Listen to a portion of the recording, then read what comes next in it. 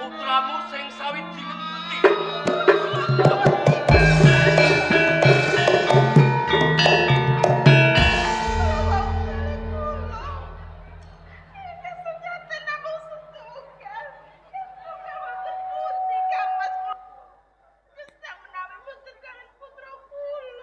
Sing sareng.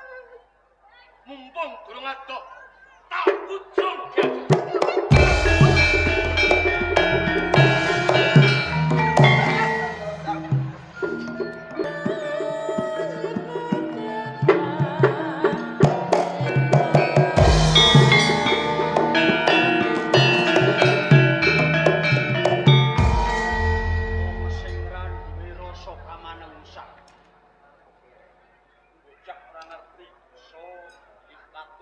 perkarane lan wong tuwa. sing bakal ngurmati lan kowe. Kowe tak wani tenger wisuda. Malah kulit.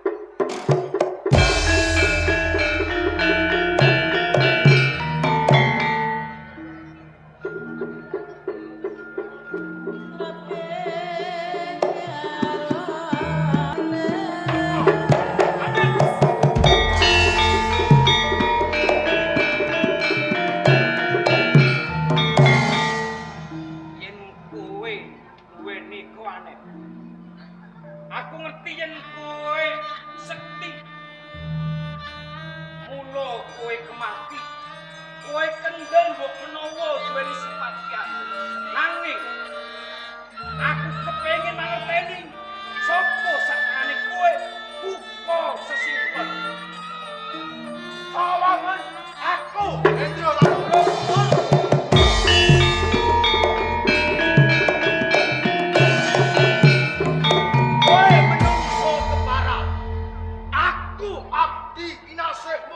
ora kok belok malah kok jlombrongake yen nyoto sira wong sekti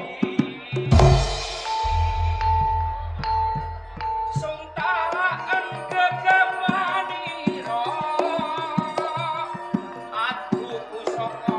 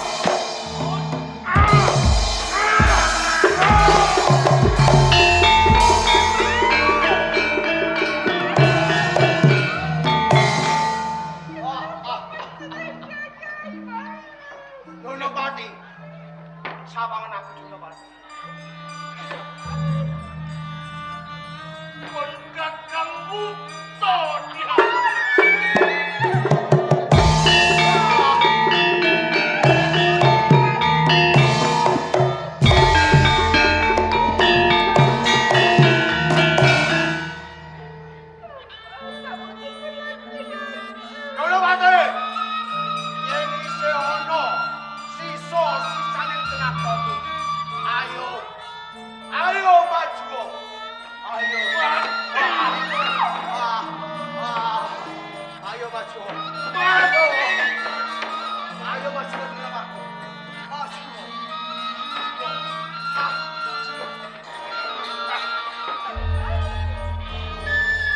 Iki margane Pati. Iki.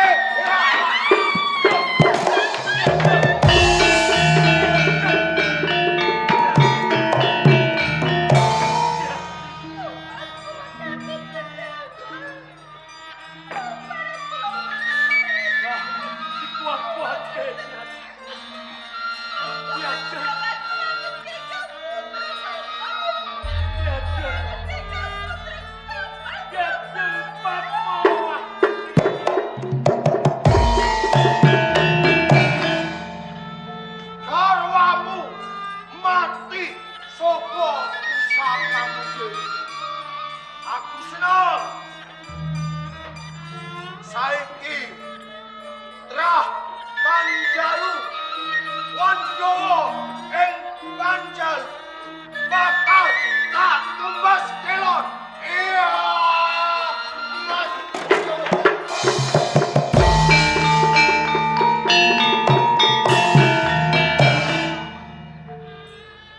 Para sifat kupe sopo Pak? Iya. Dono Balti wis oncak. Hendro Tanoyo tak buang ana ing jurang terbis. Keluarga ing Sukodono karo ati bojone Hendro Tanoyo bakal tak goncang.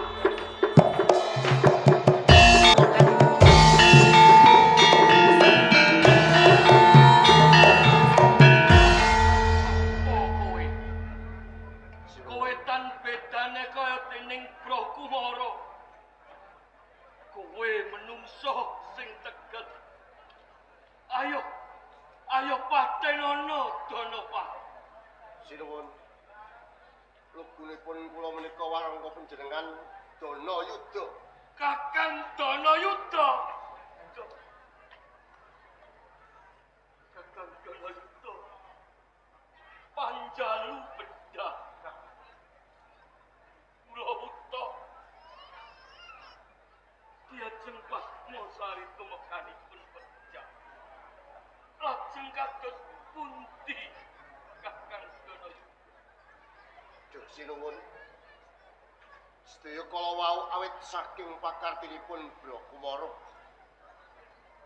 Mila kula saged mastani menawi kasugengan ingkang Putri Manggal sarta yuswa panjenengan menawi taksih papan wonten ing Panjalu tartamtu kemawon badhe mbebayani dhateng kasugenganipun ingkang Putri Manggal.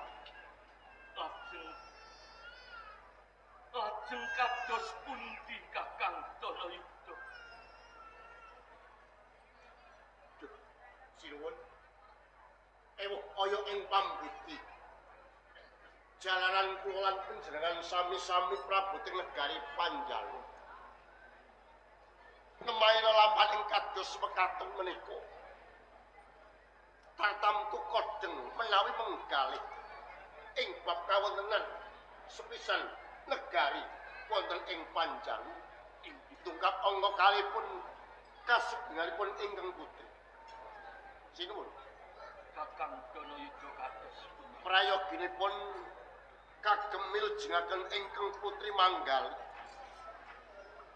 Monggo panjenengan lan kula sawetawis nilaraken negari Panjalu ingkang sampun dipun jeki dening Bra Kumara.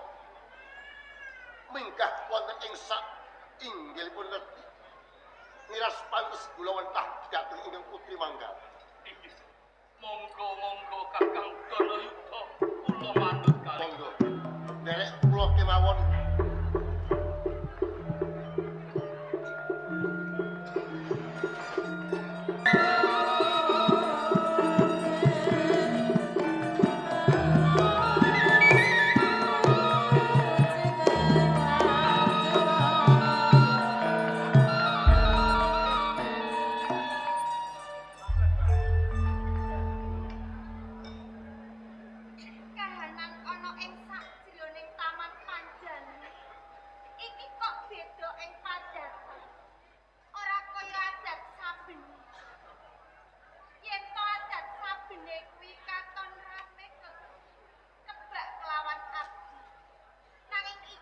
dina siji wae ora ana abdi sing nderekke aku. Tur maneh Kang Mas Endra Tanoyo wis sawetara suwe durung ana kondur ing Panjalu. Muga-muga wae ing mengkone sak krawuhe Kang Mas Endra Tanoyo kuwi ora nemoni kahanan apa wae. Arwate! Arwate! Senopati Brahma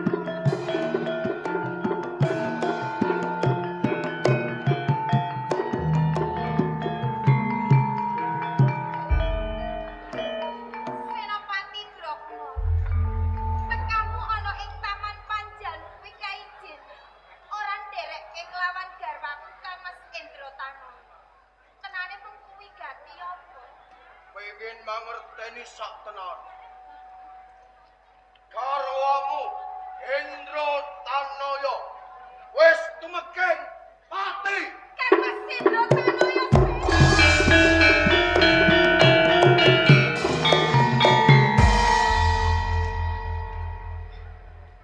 Kang Mas Endra Tanoyo durung wae ana karampungan gon kerasan kelawan panjenengan kakang. Nanging aku ngerti yen ana kabar lelayu. Jenengan sak menika sampun tumekani situ. Lan pawarta kaping pindho Tarwa.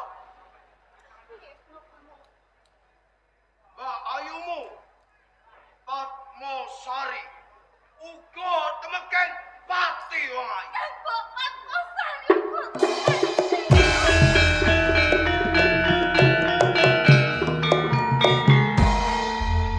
Gonopati oncak saka kraton Panjalu. Kabeh mau kang mateni garwamu lan mbakyumu ora ana loro mung sawiji. Brakumara dhewe. kowe Brahma.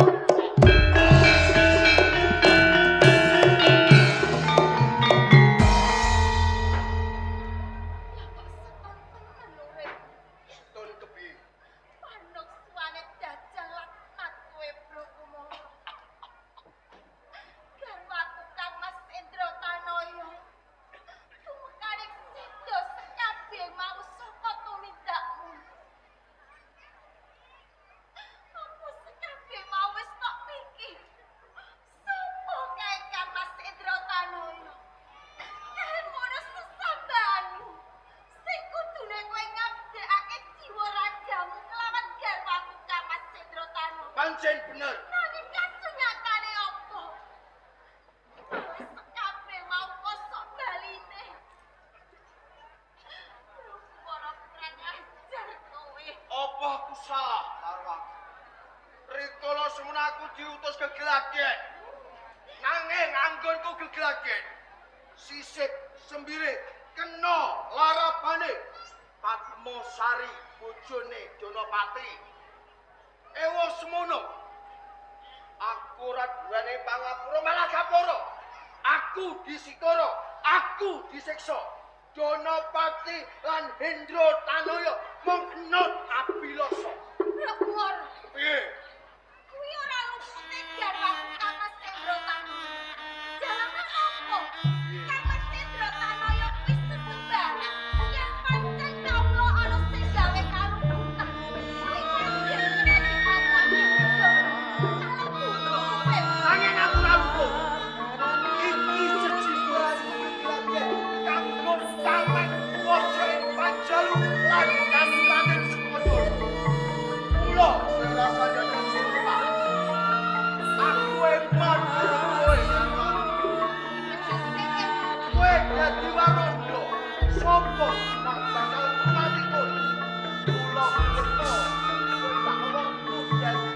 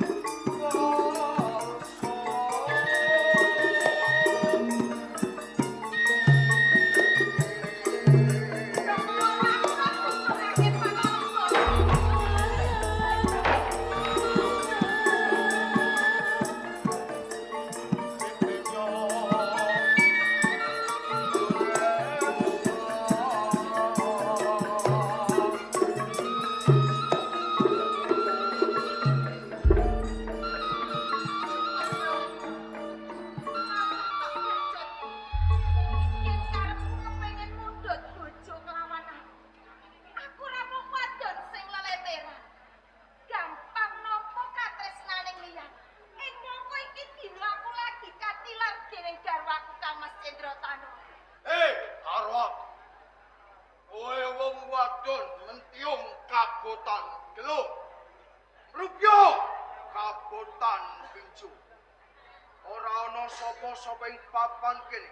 Lamun petak rudha paripeksa budi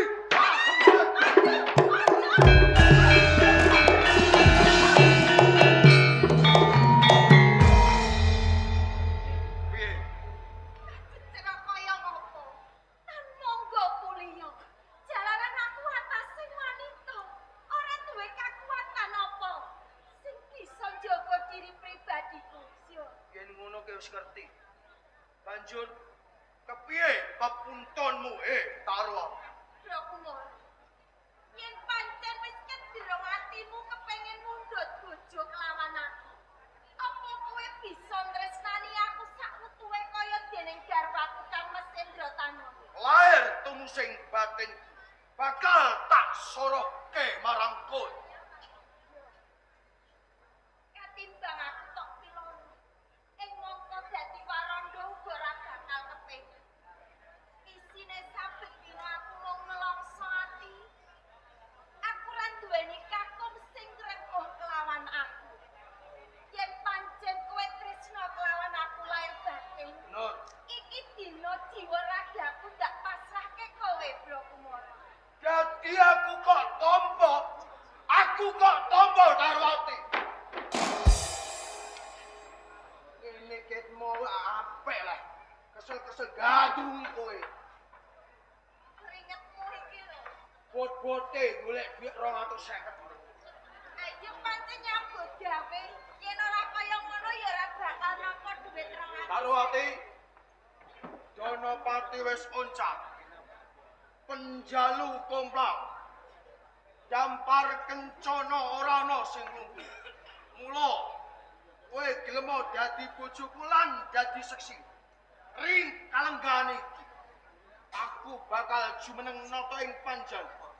Kanthi gelar Prabu Bro Kumara.